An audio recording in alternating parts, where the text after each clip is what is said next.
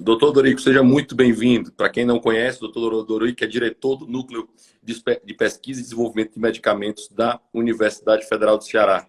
Doutor Dorico, seja bem-vindo, meu caro. É um prazer para mim estar aí com você e com a sua audiência. Tá joia. Senhor, vamos já entrando no tema direto. Explica para todos nós agora qual é o tratamento para esse, né? Qual seria o tratamento, qual seria a forma ideal e como é que está funcionando no dia a dia das pessoas, né? A pessoa tem uma situação de Covid, né? Ela vai se tornar agravando tudo. Como é que funciona, né? Alguém pegou o Covid hoje. Como é que tem funcionado isso? Depois de muita luta, nós conseguimos que os hospitais públicos adotassem o que a gente estava preconizando, né? Quer dizer, nós temos um grupo de pesquisadores no NPDM, quer dizer, não sou só eu estou aqui representando esse grupo de pesquisadores, dentre eles está a doutora Elizabeth Moraes, que é a coordenadora da unidade de farmacologia clínica, o doutor Anastácio Queiroz, né, que é o infectologista, né? Temos um outro infectologista também no grupo, que é a doutora Renata Moraes, né? Então, e mais uma série de outros médicos que compõem esse grupo de pesquisa. Mas, assim, depois de uma grande luta, a gente conseguiu mostrar para os médicos, de uma forma geral, que o tratamento que se deve fazer, entendeu, para a Covid-19 seria um tratamento precoce, né? O tratamento no início da doença. Então, isso aí é que daria uma maior efetividade. Por quê? Primeiro, porque nos primeiros 5 dias, quando o vírus está realmente se multiplicando dentro da célula, dentro do organismo, é que vai ter a maior ação dessa substância, que é a hidroxicloroquina, né? Então, a hidroxicloroquina, entendeu, juntamente com a azitromicina, tem efeito no início da doença e, posteriormente, o efeito anti-inflamatório. Depois dos 5 dias, o efeito anti-inflamatório da hidroxicloroquina persiste, né, para quando tem caso de lesão pulmonar. Então, a gente, hoje, quando você chega no hospital público, né, eles já vão começar, se você tiver a sintomatologia, se testar positivo para a Covid-19, então você vai entrar no tratamento, entendeu? Se você tiver num estágio um pouco mais avançado da doença, então eles vão internar e vão começar um tratamento para você internado. Se não tiver, entendeu? A gente espera que esse medicamento seja dado para o tratamento ambulatorial. Hoje já está no protocolo o tratamento ambulatorial? Eu acho que o que eu só tenho certeza em um hospital, dos hospitais públicos, né? Toda a hidroxicloroquina já está implantada em todos os hospitais públicos. Agora, o tratamento ambulatorial, eu não sei se foi adotado em todos os hospitais, porque isso requer um acompanhamento do paciente. Você não recebe o medicamento, simplesmente vai para casa. Ele tem que ser acompanhado pelo médico, tem que dar, o médico tem que informar como é que está evoluindo a doença, como é que o medicamento está agindo, se tem efeitos colaterais, se ele está realmente com efeitos colaterais ou não. Então, eu sei que o HGF está fazendo isso, né? Já tem um protocolo que foi divulgado, onde eles estão fazendo isso. O Hospital São José, eu ainda não tenho certeza se está fazendo tratamento ambulatorial, mas a Renata, que deve estar assistindo aí, que é a nossa infectologista, ela pode, então, dizer se está sendo adotado ou não. Ela pode mandar uma mensagem aí. Já no Hospital São José, o tratamento ambulatorial, né? Então, ou seja, pode continuar, sim, doutor. Pode continuar. A minha pergunta é, hoje demorou a isso acontecer, demorou a ser colocado. Aí a pergunta para os leigos, né? Por que demorou tanto? Né? Por que demoramos Olha, tanto na a chegar realidade, nisso? esse é um tratamento que ainda não tem assim para nenhum dos tratamentos que estão sendo empregados hoje, que estão sendo aplicados hoje para o tratamento da Covid-19, tem uma evidência científica incontestável, né? Para isso acontecer, esse medicamento teria que agir no receptor específico, né, do vírus, para que isso pudesse, a interação entre a molécula do fármaco e o vírus, pudesse, então, gerar uma inibição na multiplicação desse vírus. O que acontece hoje é que esse mecanismo, embora a gente já conheça alguma coisa sobre esse mecanismo, ainda é um pouco incerto. Umas pessoas respondem bem, outras pessoas não respondem. Então, e assim, não tem um trabalho científico, tem vários trabalhos científicos em andamento, mas nenhum deles está mostrando até agora, nenhum deles mostrou, dos que foram publicados, exceto um trabalho que saiu, 2 trabalhos que saíram do Sistema de Saúde Prevent Senior, né, em São Paulo, onde eles mostraram que a diminuição, né, no internamento desses pacientes, né, e também uma melhora dos pacientes que já estavam internados. Bom, por que a demora? Né?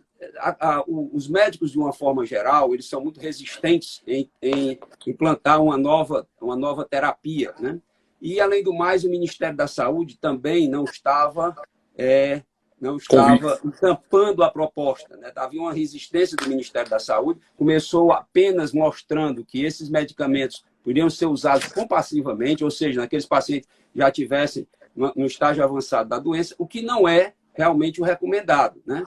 O recomendado é que esse medicamento possa ser usado no início da doença, quando está havendo a replicação viral. Mas depois de muita luta, né, a gente conseguiu fazer com que aqui no Ceará fosse adotado, né? Isso aí foi adotado pelo secretário de Saúde, então eles já fizeram o protocolo da Secretaria de Saúde, então todos os hospitais públicos já estão usando. Né? Agora, o que se precisa ainda ter em conta é que, primeiro, esse é um medicamento que se você chegar assim, não, eu vou ser curado com esse medicamento. Não, você tem melhoras, dependendo da fase onde você implantar a terapêutica, mas tem melhoras nesse medicamento, muitas melhoras, né? Quer dizer, o grupo do pioneiro nesse tipo de terapia aqui no Ocidente, né, foi um professor, foi um infectologista da Universidade, aliás, do Hospital de Doenças Infecciosas de Marselha, na França. Doutor Didier, né? Didier Raoult. E aí esse hospital hoje já tem mais de 2.500 pacientes tratados, né? Opa! Desculpa. Caiu. Quem aqui. sabe faz ao vivo. Tranquilo, acontece. Mas após não espera. Não, fica tranquilo. Então, deixa eu só colocar aqui de novo, porque eu geralmente se fazia com esse negócio deitado, agora você inventou de fazer aqui com um em pé. É isso.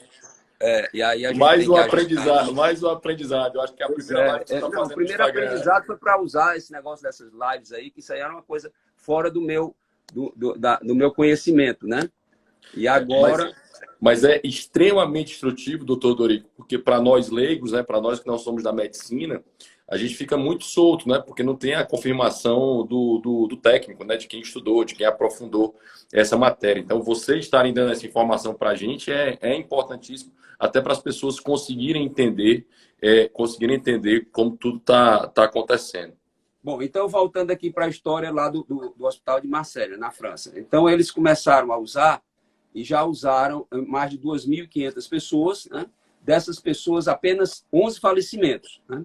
Ainda tinha muitos pacientes internados, desses 2.500, mais de 400 ainda continuavam internados, muitos já tinham retornado para casa, né? E muitos tinham sido curados já.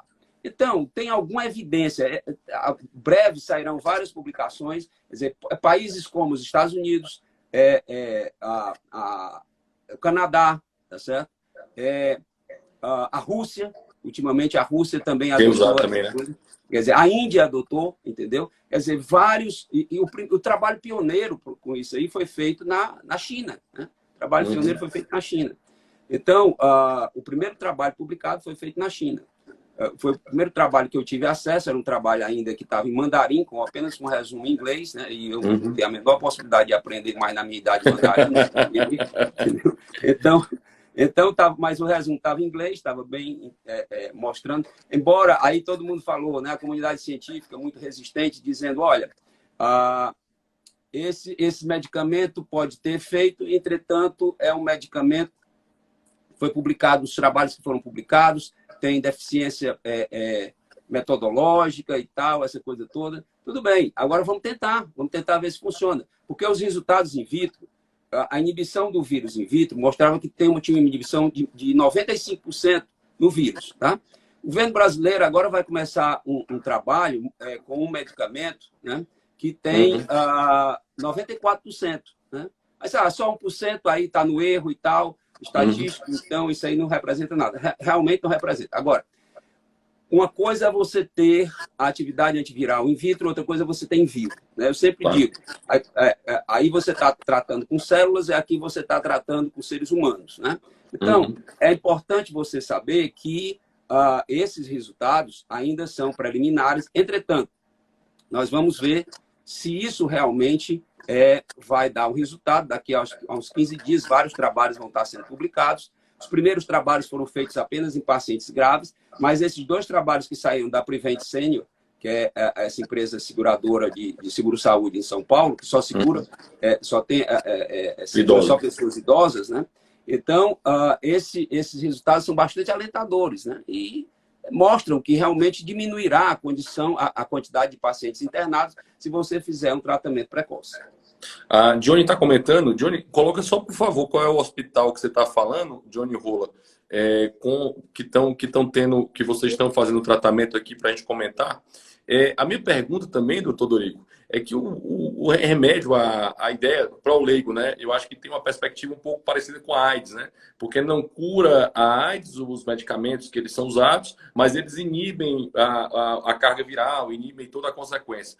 É mais ou menos isso? Há semelhança nessa lógica ou não tem nada a ver com a minha... Não, é um pouco diferente. A lógica só um minuto. Pronto, a lógica é um pouco diferente, entendeu? Porque aí você tem o medicamento para AIDS, hoje que você tem, são medicamentos assim, bem específicos, né? São medicamentos alvo específicos, eles são mais ativos, né? Tem uma atividade mais, vamos dizer assim, mais específica, né?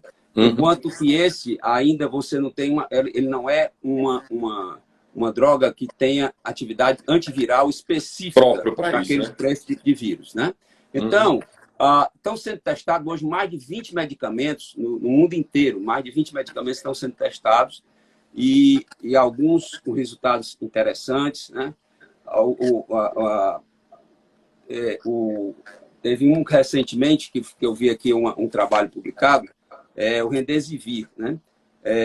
Que diminuiu esse Remdesivir diminuiu os efeitos inflamatórios nos pacientes no pulmão dos pacientes internados.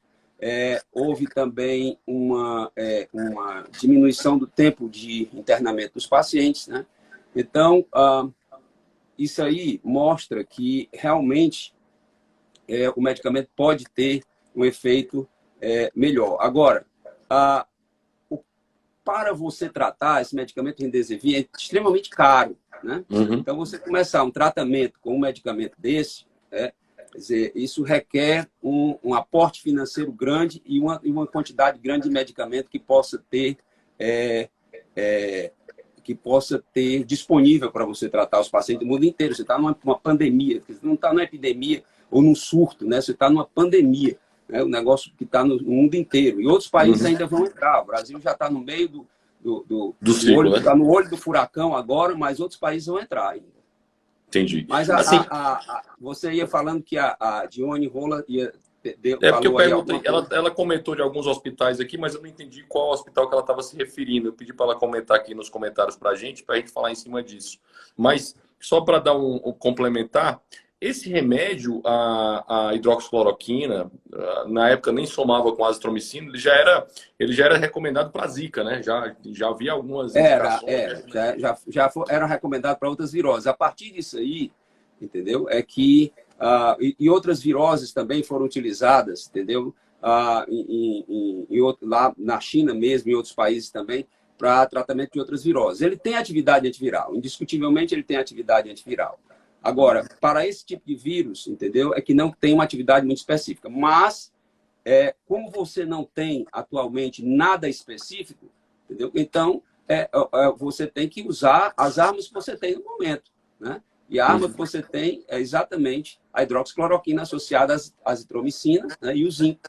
O zinco também seria um fator de potenciação dos efeitos antivirais.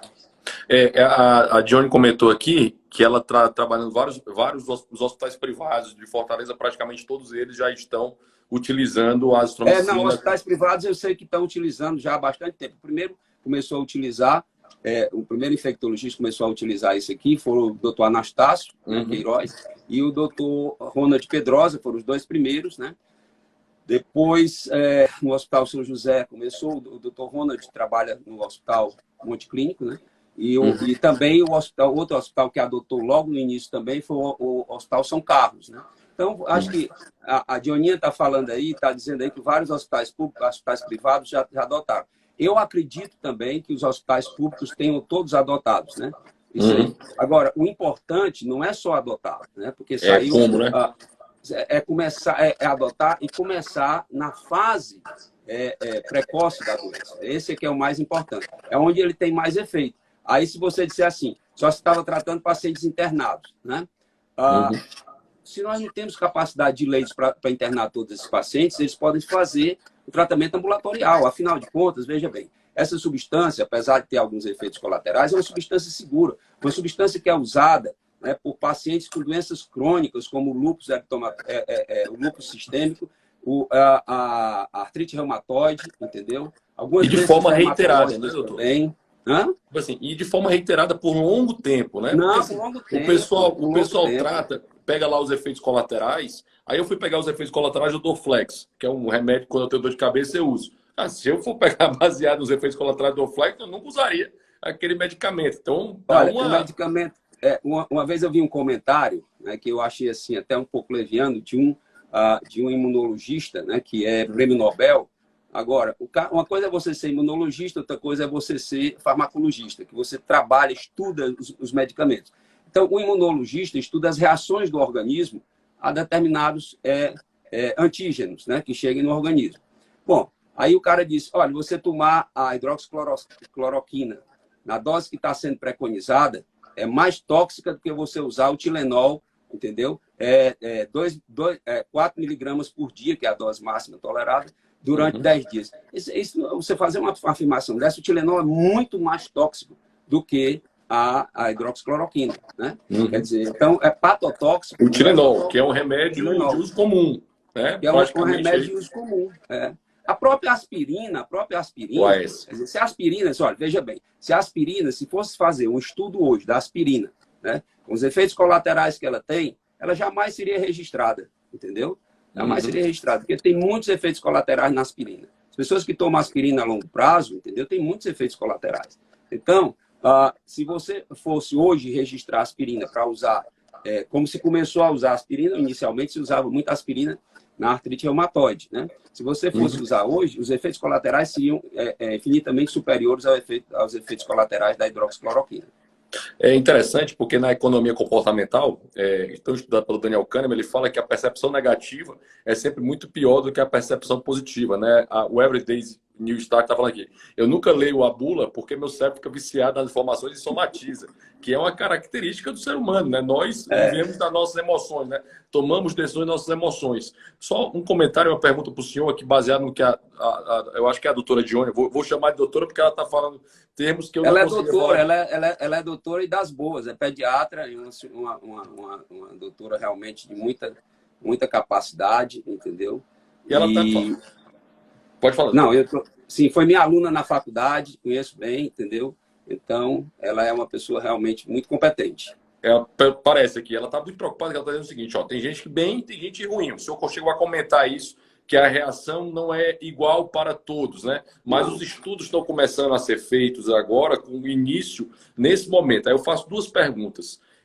Ela fala dos efeitos colaterais que podem vir a ter algumas pessoas, mas eu lembro que esse remédio é usado para malária, inclusive de forma profilática para quem está em locais que tem malária, né? Então é importante dizer isso. Pessoas que vão para a África ou mesmo para o Amazonas costumam tomar esse medicamento profilaticamente para evitar contrair a malária, ou pelo menos se proteger. Não sei se é contrair ou se proteger contra ela. Mas o senhor falou do ambulatorial, né? Essa situação. Tratamento ambulatorial. O paciente, ele vai lá, recebe o remédio e volta para casa? Como é que fica essa condição? Como é que fica esse acompanhamento? A ideia, eu não sei como é que está sendo feito nos hospitais, entendeu? Mas a ideia é que esse paciente pudesse ir lá, recebesse o medicamento, entendeu? E pudesse ser acompanhado, como você acompanha o paciente no consultório. O médico acompanha o paciente no consultório. Se ele sentir alguma coisa, ele liga para o médico para poder ter uma orientação do que deve...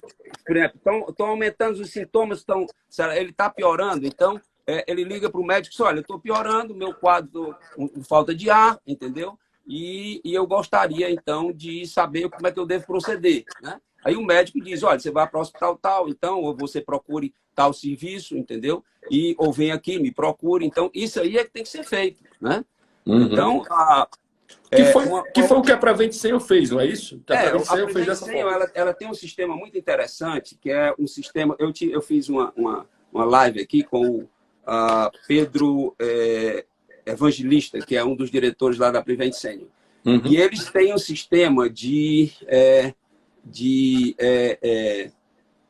telemedicina, né?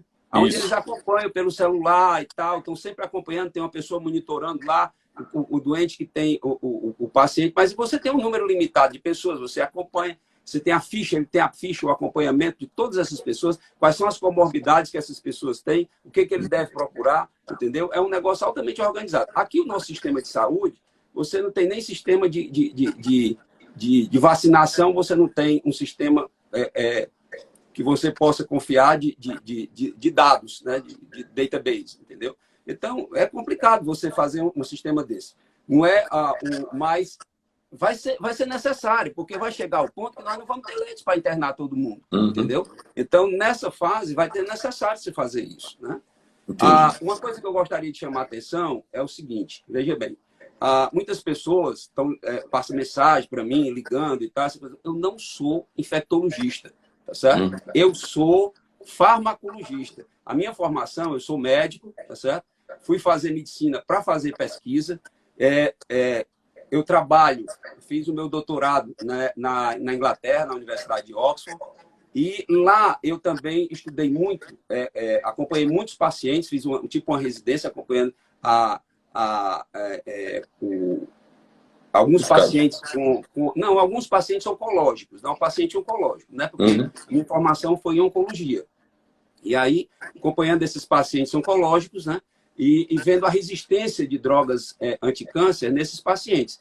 Então, a minha experiência, eu não tenho experiência com paciente infectado, com paciente que tenha virose ou qualquer coisa desse tipo. Os conhecimentos que eu tenho são os conhecimentos que eu aprendi na faculdade, entendeu? Os conhecimentos que eu tenho adquirido... Base médica.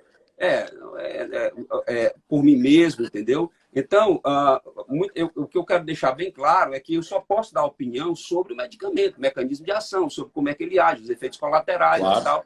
A gente tem feito isso, né? Quer dizer, então eu não posso... E o senhor deixou muito claro para mim, para a gente tratar exatamente desse tema. Exatamente. Né? Isso que eu tenho competência para fazer. Mais ou menos, né? Também não é lá se a competência toda. Mas, pelo menos... Reconhecido não só por muita gente no meio, mas pelos seus alunos, pelos seus pares, doutor Dorico. A doutora Dione está comentando aqui que o problema dos efeitos colaterais é porque em cima de um paciente que muitas vezes já tem comorbidades está com um vírus que ainda estamos conhecendo. Eu acho que aí tem um pouco de problema de interação medicamentosa, de ter a situação de ter uma doença prévia, né? Aí tem um pouco mais complexo do que alguém... Por exemplo, como eu, que não tenho nenhuma comorbidade, não tenho nenhuma doença prévia e uma situação de que eu estou no início. Ali, pela lógica da farmacologia que você está dizendo, o remédio age melhor no começo do que no fim, quando o vírus está instalado. Exatamente. Mas, como eu sempre digo, na medicina, tá certo? Você sempre tem, a vida inteira, né? Você sempre tem, antes de tomar uma decisão, você pesa o risco e o benefício de você tomar aquela decisão. Então, se você vai deixar um paciente que tem, por exemplo, apareceu uma pessoa conhecida que me perguntou, aliás, duas pessoas. Uma não quis usar e a outra disse, não, eu vou arriscar e vou usar. Que tinha arritmia, né? Arritmia, não tinha colocado ainda o marca-passo, tinha descoberto recentemente, né? Aí eu pedi para ela fazer um eletro, pedi um cardiologista para olhar o eletro, não tinha nenhuma alteração na onda QTC, entendeu? Então, aí ela tomou o medicamento. Tomou, tá certo? E 2 dias depois ela já estava sem febre. Ontem eu conversei com um médico, né, famoso aqui na cidade, que também teve, e ele disse, olha, eu passei 7 dias com a sintomatologia muito ruim, entendeu? E aí, quando eu vi essa história que você estava falando e tal, eu, então, comecei a usar, né? Procurei o meu clínico, né? Ele é radiologista, se não me engano. procurei o meu clínico, e o meu clínico, então, prescreveu esse medicamento, na associação dos dois, né, e com o zinco, e 24 horas depois eu já estava sem febre. Pode ser coincidência? Pode. Essas doenças são autolimitadas, tá entendendo? Elas têm um período de evolução, né? Você vê que muitas pessoas, né, têm uma evolução melhor do que as outras, outros passam assintomáticos, a grande maioria passa assintomática, né? E, assim, é difícil sem você fazer um estudo duplo cego, entendeu? Que seja controlado e acompanhar isso aí, você ter uma certeza, né, dos efeitos terapêuticos que estão se implantando. Agora, pelo que a gente tem visto até agora, né, as evidências que a gente tem visto, quando é tratado no início, né, pessoas que não têm muitas comorbidades, como a Dioninha falou aí, as comorbidades, é importante ressaltar isso, né? Então, por isso é que é importante ter o acompanhamento médico. A automedicação é uma coisa terrível.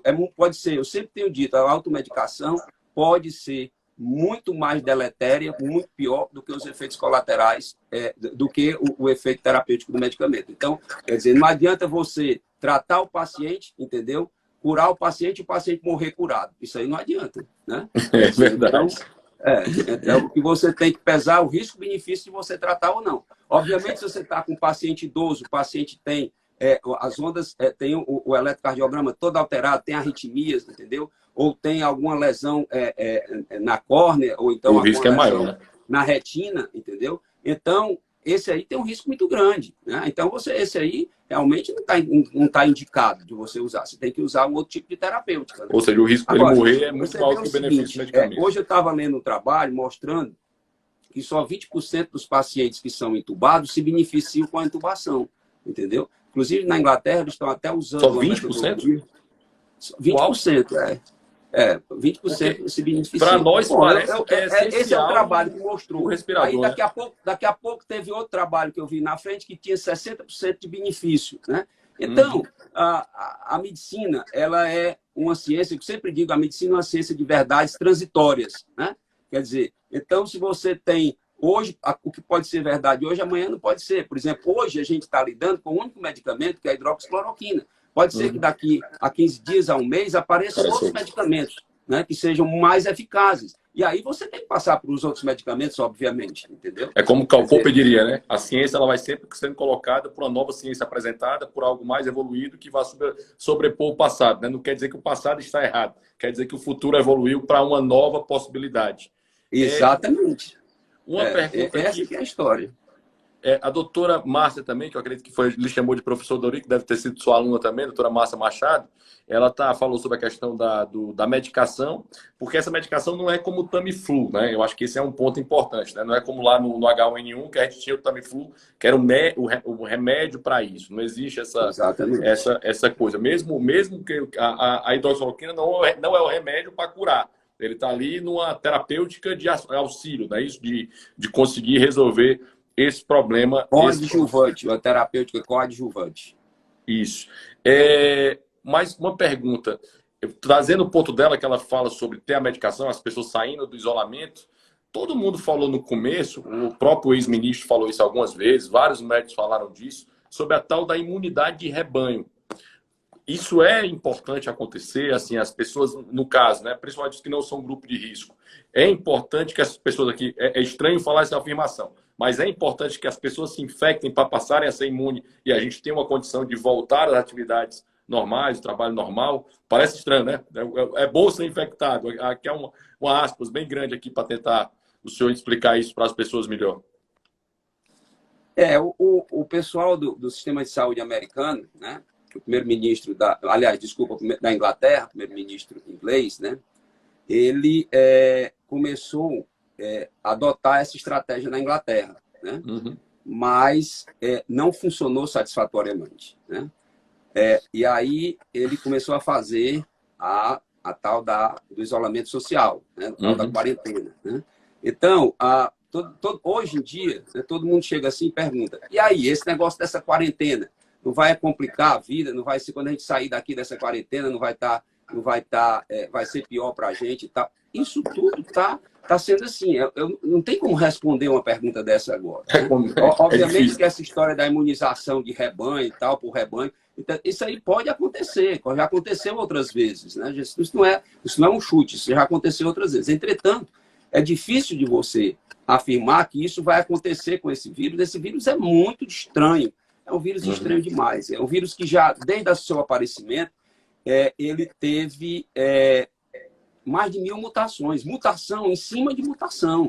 Entendeu? É por isso que hoje ainda está até se questionando se esse vírus não foi feito, não foi um vírus em laboratório e tal. Já saiu esse cara que é prêmio Nobel, Luc Montagnier, que foi que descobriu o vírus HIV, né?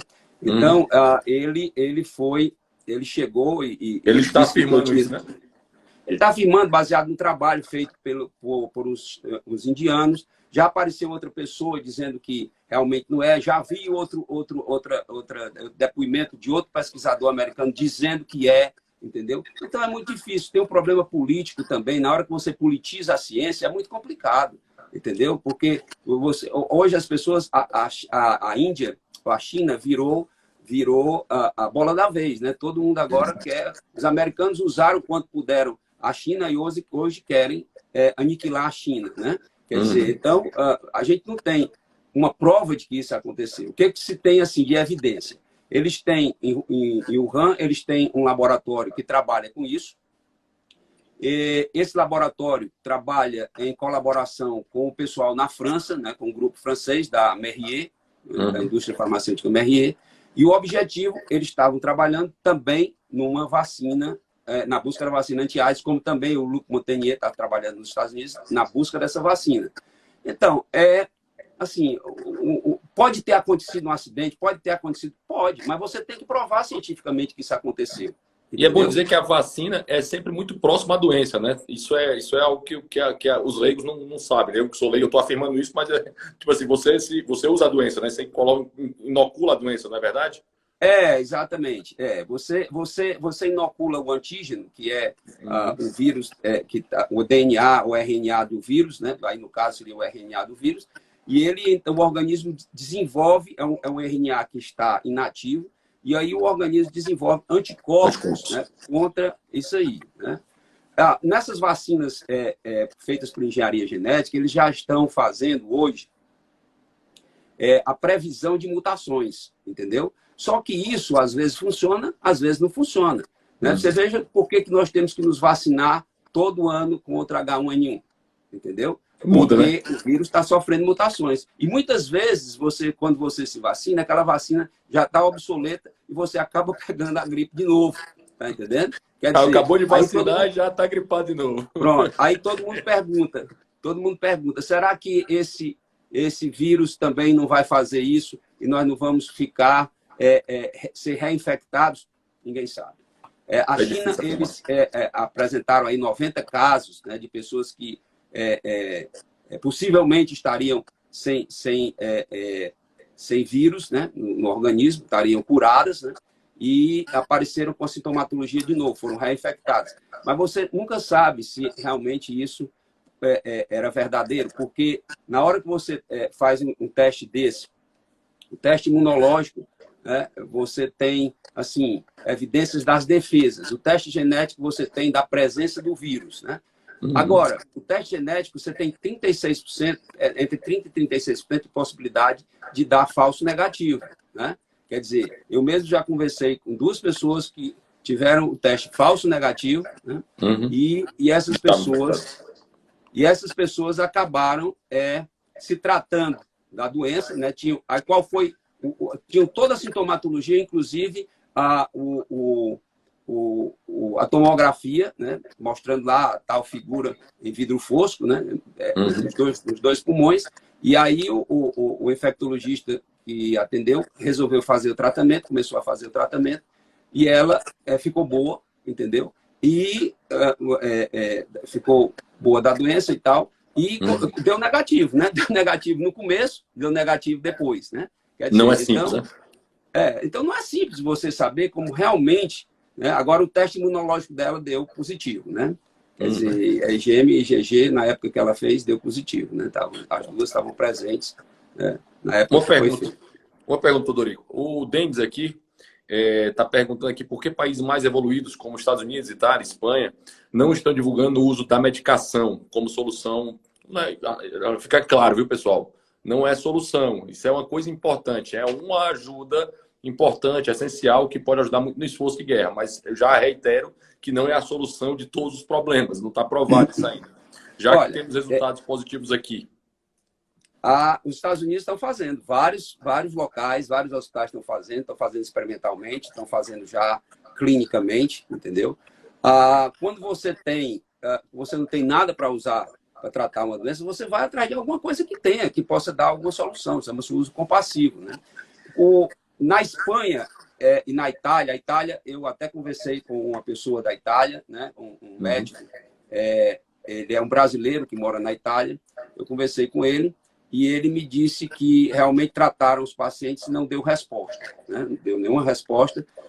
Agora, trataram o paciente já, aquela história, né? Tratar o paciente já no estágio avançado da doença, né? Paciente entubado, já muito mal, entendeu? No estágio avançado da doença. Então, aí a resposta... Todos os pacientes que foram tratados lá foram desse jeito. Eles não fizeram o tratamento... o protocolo correto. Iniciando, raciocinando. A gente sempre diz, olha, você vai esperar que uma doença piore para poder começar o tratamento? Se você tiver uma infecção, entendeu? Você vai esperar que o paciente tenha septicemia para tratar o paciente, entendeu? Se você tiver, por exemplo, vamos dar aqui um exemplo que o leigo possa entender melhor. Você tem aqui um incêndio, entendeu? Tem um incêndio na floresta, entendeu? Aí você vai esperar que a floresta que chegue no meio da floresta para você começar a combater do incêndio? Não, você começa a combater no início, entendeu? É quando você tem condição de combater eficientemente aquele tratamento. Eu estou vendo aqui, Dioninha, que você está perguntando. Eu já estava aqui na minha próxima, da ivermectina. Já estava aqui para mim a pergunta aqui. Esse é o tratamento, né, que se faz com essa substância. É um tratamento ainda que só se teve evidência in vitro, né? Quer dizer, a evidência in vitro dela mostrou que tem um efeito em 94% de matar o vírus, o efeito antiviral, né? Os virologistas chamam efeito viricida, os médicos chamam efeito antiviral, né? Mas o que significa o quê? Matar o vírus, pronto. Então, a hidroxicloroquina teve 95% e o Anita, né, que teve em torno de... Não, na ivermectina, não. O Anita é a Tá aqui, nitazoxanidina. Ela falou nitazoxanidina. Nitazoxamida. Nitazoxanida. Esses nomes médicos são muito difíceis, doutor Dorico. Pelo amor de Deus, eu acho que o direito é muito complicado. Esse é o tipo do nome que vai quebrar a língua de muito locutor aí que tiver, muito repórter aí que tiver fazendo. Hidroxicloroquina, a turma já não sabe dizer. Não, tá fácil agora de tanta gente ouvir, né? Mas era no começo. Mas aí já chama cloroquina, porque aí agora, aí se for dizer aí, nitazoxanida. Entendeu? Então, o nome é realmente complicado, né? Não é um nome fácil de você pronunciar. Então, se você... Mas hoje em dia todo mundo já sabe que esse medicamento é o Anita ou qualquer genérico dele, entendeu? Então, se você chegar, o governo brasileiro, o ministro foi para a televisão, essas coisas, entendeu? É que eu acho assim, que você não pode criar uma expectativa na população. O ministro da Ciência e Tecnologia foi lá na televisão e disse, olha, amanhã eu vou anunciar um medicamento que tem 94% de possibilidade de matar o vírus. Tá entendendo? Bom, aí fica todo mundo, cria uma expectativa na população de uma forma geral. Está todo mundo assombrado com esse negócio, ninguém sabe o que vai acontecer, ninguém sabe. Os idosos que têm comorbidade estão tudo assombrados, presos dentro de casa, entendeu? Ninguém sabe para canto nenhum. E aí vem um cara e diz um negócio desse. Agora que vai ser começado o ensaio clínico para testar esse medicamento em seres humanos. Tá certo? Quer dizer, na realidade, esse medicamento vai ser testado pelo Ministério da Ciência e Tecnologia, né? E eles até chamaram a gente para participar, né? Porque tem vários braços no Brasil inteiro. Claro. Mas só que eles estão fazendo o medicamento contra o placebo, entendeu? Então, quem é que vai querer entrar num negócio desse? Qual é o hospital que vai parar o tratamento do seu paciente para usar o placebo? Para morrer, entendeu? gente. Quer dizer, é complicado você fazer isso, é complicado. Então, eu contatei dois hospitais aqui, todos dois disseram assim, não, a gente ajuda você no que você quiser, mas usar placebo no nosso paciente, não vamos querer, não. Não, sinceramente. isso é maluquice, né, doutor Dorico? Eu sei que o uso da medicina não é fazer a maluquice, prova. não. Não, para fazer a prova é placebo. Para fazer a prova científica é placebo. Não é placebo, não é. Você usa o placebo quando você não tem nenhum medicamento comprovadamente eficaz, tá certo? Mas se você está tendo melhoras e está obtendo melhoras, né, no início da doença, com vários pacientes, então é complicado você chegar e dizer à pessoa, olha, você pode tratar com um medicamento que é eficaz, agora pode também chegar um que não seja. Aí eu propus fazer um estudo comparativo entre a hidroxicloroquina e a anita. Que é o mais racional. Então, eles realmente toparam, mas estão sem recurso no momento e tal, essa coisa toda. Então, a gente está vendo se consegue os recursos para fazer esse tipo de estudo. Né? Só para entender, o anita é muito mais caro que a hidroxicloroquina? Não. A anita não é tão cara assim, não. A hidroxicloroquina é bem mais barata. Porque a hidroxicloroquina vem sendo usada há mais de 70 anos, entendeu? Claro. A cloroquina, começou com a cloroquina. Por exemplo, você falou do estudo profilático, né? do uso profilático da hidroxicloroquina. Você vê o seguinte, no fim da década de 90, no início da década de 2000, eu ia muito pescar, eu vou pescar todo ano no Amazonas, pelo menos 1 ou 2 vezes por ano. E aí, uma dessas vezes... Eu vi as suas fotos aí. Pois é, e uma dessas vezes, as primeiras 2 ou 3 vezes que a gente foi, eu tomava profilaticamente 5 dias antes, 5 dias durante, 5 dias depois. E era o sulfato de cloroquina, não era a hidroxicloroquina. Que é mais tóxico, né? Mais tóxico, né? Hoje, o governo tem uma quantidade nos estados do Amazonas, da Amazônia, entendeu? Amazonas, Pará, Rondônia, Roraima, Amapá, aqueles estados todos ali, onde tem zonas endêmicas de malária, muitas pessoas que vão para aquelas regiões tomam profilaticamente a cloroquina. Né? Então, o que aconteceu agora nessa pandemia aqui, né? Ou epidemia aqui no Brasil? E aí, quando a gente começou a propor para usar nos profissionais de saúde, né? Que esses profissionais de saúde que estão realmente em contato direto com pacientes contaminados, né? Não é qualquer profissional de saúde. Com acompanhamento médico, nós estamos propondo um protocolo para começar a tratar essas pessoas, né? Quer dizer, já tem 2 semanas, 3 semanas que vocês fizeram esse protocolo, né? 2 semanas, né? Eles vão tratar durante 2 semanas, né? Aliás, desculpa, 8 semanas, né? Quer dizer, então o tratamento é o seguinte: eles vão tratar, começa a fazer o tratamento, entendeu? E esse tratamento se prolonga um comprimido a cada 5 dias durante 8 semanas, né? Que é o tempo que ele vai permanecer ainda em contato, né? Com o paciente. Então, qual é o objetivo disso? O objetivo desse estudo é ver se a associação entre o zinco e a hidroxicloroquina pode prevenir nessas pessoas que estão em contato direto, entendeu? O aparecimento da doença ou se essa doença pode aparecer de uma forma mais amena, né? Então, uma outra coisa interessante é que todo mundo pergunta: e por que não estende isso para a população? Porque a gente não tem evidência que isso funciona. Entendeu? Ninguém pode expor a população. Olha, você já imaginou o seguinte: não, vamos abrir para a população, todo mundo vai tomar aí a hidroxicloroquina profilaticamente para não contrair o vírus, né? Então, imagine o seguinte, que você vai fazer o uso profilático, você, um rapaz jovem e tal, entendeu? Vai fazer isso aí, você acha que não tem nenhuma comorbidade, mas vai que você tem uma alteração no coração, tá certo? Pronto. Aí você pode ter um efeito colateral grave dessa molécula.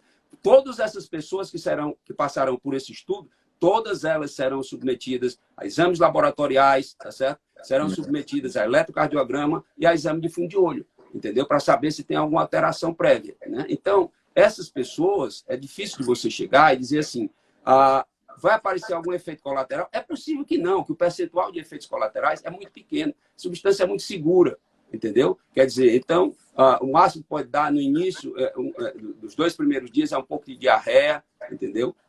Mas, de uma forma geral, ela é muito bem tolerada. Ou seja, a tendência pelo passado, a tendência do passado é que a substância já foi tolerada, já teve condição, já é usado. O senhor mesmo usou profilaticamente quando foi pescar?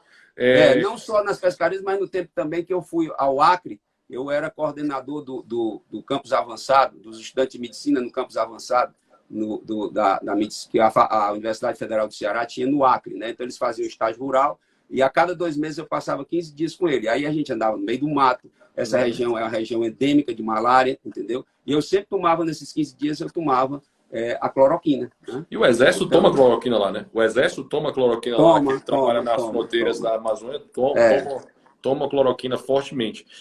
Um comentário que o senhor fez, só para dar aqui o gancho, foi sobre telemedicina, inclusive um projeto de lei foi aprovado pela deputada Adriana Ventura do Novo, para facilitar isso. Esse momento de crise, ele abre uma série de possibilidades tecnológicas, né? O senhor está aqui para divulgar informação, ampliar essa rede de informação. Nós todos estamos descobrindo isso tudo. A tecnologia, ela vai ser útil para salvar vidas nesse momento. A telemedicina, nesse momento, é essencial para isso, principalmente para esse tipo de contato ambulatorial que a gente pode fazer nesse tipo de tratamento?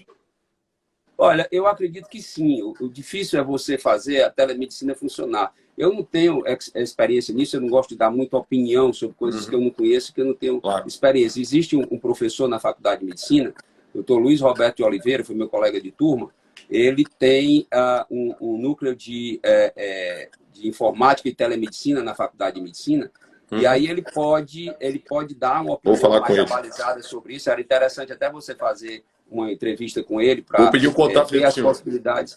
Hã? Vou pedir o contato dele para o senhor.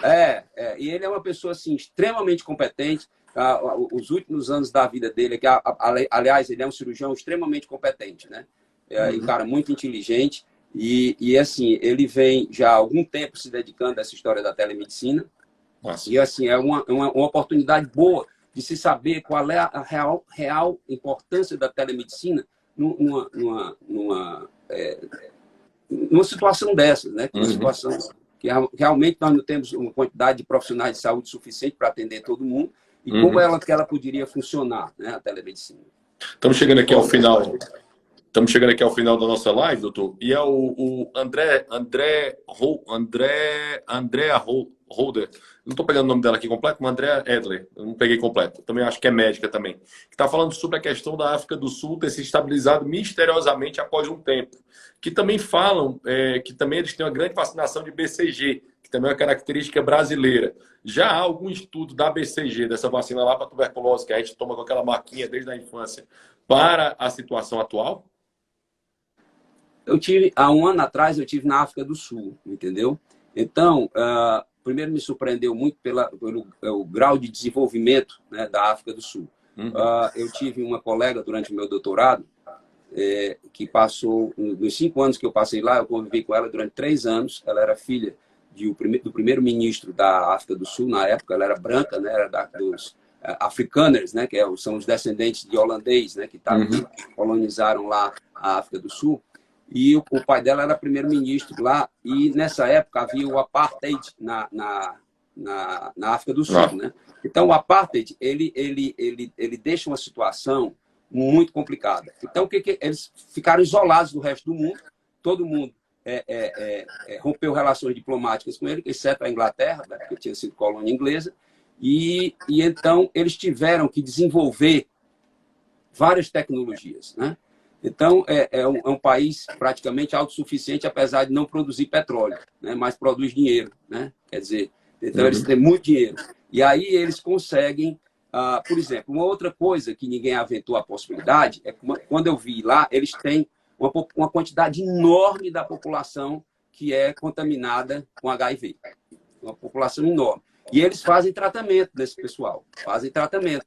entendeu? Então, pode ser que esses antirretrovirais que estão, ou antivirais que estão sendo utilizados por esses pacientes possam ter ajudado também a controlar. Até gostaria de ouvir a opinião da Renata, que deve estar ouvindo aí, que tem uma grande quantidade de pacientes eidéticos e ela cuida desses pacientes. Se já apareceu algum paciente desses eidéticos que estão fazendo, né, o coquetel, que já apareceu aí com a Covid-19, qual o estado em que eles apareceram com essa doença. Interessante ver isso também. Porque se eu tenho a proteção do coquetel, a tendência é eu também ter uma situação de maior proteção para o Covid.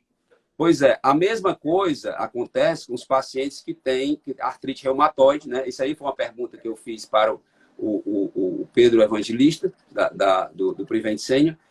Pacientes que ele disse que tem lá uma quantidade de 800 pacientes que têm artrite reumatoide que tomam hidroxicloroquina, né? E ele falou que ainda não tem os dados oficiais, mas que pouquíssimos desses pacientes desenvolveram casos graves da doença. Os que desenvolveram foram casos assim, bem leves, entendeu? Porque ele trabalha com a população de pessoas que têm uma quantidade enorme de comorbidades, né? Pessoas acima de 60 anos, a grande maioria deles são idosos acima de 60 anos, né? Ô, Renata, eu vou querer lhe entrevistar também. A Renata está falando aqui que é uma coisa legal. Ela está dizendo assim, ó, aqui é a doutora Renata, há poucos casos em pacientes HIV positivos, pode ser, pois há testes mostrando efeitos dos antirretrovirais. Poucos casos de co-infecção de Covid com HIV. Ou seja, até o coquetel poderia vir a ser uma forma de proteção da doença. Até isso poderia ser colocado. O grande problema é para fazer uma proteção com um coquetel desse é o preço. Tá entendendo? É muito caro, né? O Ministério da Saúde gasta rios de dinheiro, entendeu? Para manter essas pessoas que são contaminadas vivas, né? Então, hoje a AIDS virou uma doença crônica, né? Você só morre de AIDS se você quiser, se você for irresponsável, entendeu? Aí, mas ninguém morre mais dessa doença, da doença em si, como morreu no passado. Morre, mas não morre tanto quanto morria antes, né? Quer dizer, então você pode transformar essa doença em uma doença crônica, né? Mas era exatamente interessante. São as duas coisas que era para ver. Por exemplo, esses pacientes que têm, se eu não me engano, a população da África do Sul, 40% dela está contaminada. É uma coisa assim. É um número altíssimo, altíssimo, altíssimo, entendeu? Número altíssimo. Eu fiquei assombrado quando eu vi lá, né, esses números. Então, e eles gastam rios de dinheiro realmente para poder manter esses pacientes, né, como uma doença crônica, né? Ela está falando aqui que é estudo do efeito positivo do Atazanavir e Ritonavir. Meu Deus do céu, doutores, os nomes que vocês colocam são muito difíceis. Inclusive é o tratamento usado para o Covid em alguns países. Eu sou do direito, né? Tem nomes complicadíssimos no direito, mas na medicina não tem igual, né? O jargão médico ele é muito difícil para o leigo, cara. Eu li alguns protocolos, né? Obviamente nesse esforço de tentar entender, até para explicar para as pessoas o momento. O Hélio Beltrão, desde lá do começo, ele entrevistou também, né? Que desde lá atrás, que ele vai vendo os protocolos do Dr. Didier e vai apresentando e diz, tem que falar sobre isso. Ele já vem apresentando isso, mas é muito difícil. Eu tenho lido alguns protocolos, eu confesso que não é simples. Tem também, recentemente saiu um estudo, se eu não me engano, foi um estudo canadense, né, com outro antirretroviral, que é o Remdesivir. O Remdesivir também saiu. Agora, me parece que esse Remdesivir é extremamente caro, entendeu? Extremamente caro. Eu não sei. A Renata pode dizer aí que ela está acostumada com esses antirretrovirais. Eu só estou familiarizado com os medicamentos para câncer. Mas esse antirretroviral, o Remdesivir, Renata, é muito caro. Coloca aí a mensagem aí, dizendo o preço desse medicamento, você que trabalha com esses pacientes, porque isso aí torna inviável você fazer um tratamento. Por exemplo, se você pegasse meia dúzia de pessoas, tudo bem, entendeu? Mas você fazer... lá eles fizeram, se não me engano, com 40 pacientes e 60% deles melhoraram bastante da infecção pulmonar, né? Da infecção pulmonar. A Renata está dizendo que esse Remdesivir foi desenvolvido especificamente para o Covid. E ela botou aqui que é caro, muito caro. E assim, aquela história, né? Recursos, por mais que a gente esteja no momento de epidemia, você tem que sempre lembrar que recursos são escassos, necessidades são infinitas. Dinheiro não dá em árvore, né? O dinheiro que sai do Estado, ele sempre vem dos pagadores de impostos. E as pessoas esquecem disso, né? Que todo mundo quer viver às custas do Estado, mas esquecem que o Estado vive às custas de todos nós, né? As pessoas parecem que propositadamente esquecem desse custo, que é absurdamente caro. A Renata está falando aí que o governo brasileiro tem um desses antirretrovirais, que ele até ia quebrar a patente e tal, aquela confusão toda, e depois fez um acordo com a indústria, né? E está comprando, parece que a preço de custo, né? E o lucro dilui na quantidade que ele compra, né? Essa coisa toda, né? Entendi. Então, doutor Dorico, para mim, o senhor não tem ideia como foi instrutivo. Eu espero que para quem está lhe ouvindo tenha sido. Aqui os comentários são aqui da live foram nesse sentido. Inclusive a Adriana Nóbrega coloca aqui logo acima que ela é do Departamento de Ciência da Informação e sempre admirou muito suas pesquisas e também como gestor. Parabéns. Eu sou muito, muito grato ao senhor pela gentileza, a disponibilidade por estar aqui.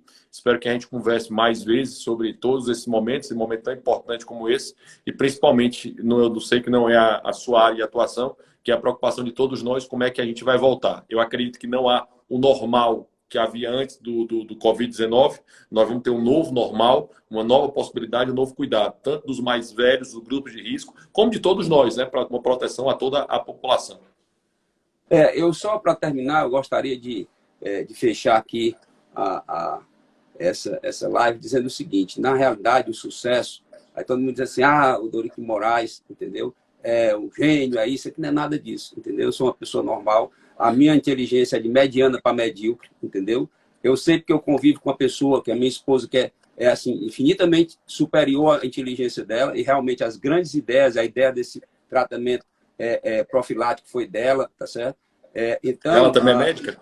Ela é médica e ela é que conduz toda a pesquisa clínica, ela é coordenadora da unidade de pesquisa clínica lá no nosso núcleo, né? Então, ela é uma pessoa assim, de uma inteligência privilegiada e assim, ela é uma pessoa que realmente consegue fazer com que essa coisa funcione lá no nosso núcleo de pesquisa. E nós temos como sucesso. Como as mulheres são, né, doutor Dorico? Isso não é uma coisa diferente, é a regra. Pois né? mas eu sempre gosto de dizer essa coisa, porque às vezes você leva, entendeu, a fama que realmente não lhe pertence, entendeu? E esse tipo de coisa, eu gosto de ser muito honesto com esse tipo de coisa, né? Quer dizer, eu ajudo na administração, eu gosto. Quer dizer, como diz um amigo meu que tem lá, ele diz o seguinte: você disse que gosta muito de pescar, mas você não é um bom pescador de peixe, você é um pescador de talentos, entendeu? É isso. Então, o nosso núcleo de pesquisa, nós temos uma pleiade de pesquisadores, entendeu? Que é de tirar o chapéu, entendeu? Você tem hoje, tanto os técnicos de nível superior, que eu chamo todos pesquisadores, os professores que também estão lá, que são pesquisadores. Então, nós temos hoje 62 pessoas que são do mais elevado gabarito, entendeu? Então, a essas pessoas, todas elas juntas, trabalhando juntas, é que a gente deve o sucesso do nosso núcleo de pesquisa, né? Eu apenas sou um animador de torcida. Que injusto, professor. Tenho certeza que não é só isso. Mas, sem dúvida, para tocar uma grande orquestra, sempre precisa de um grande maestro.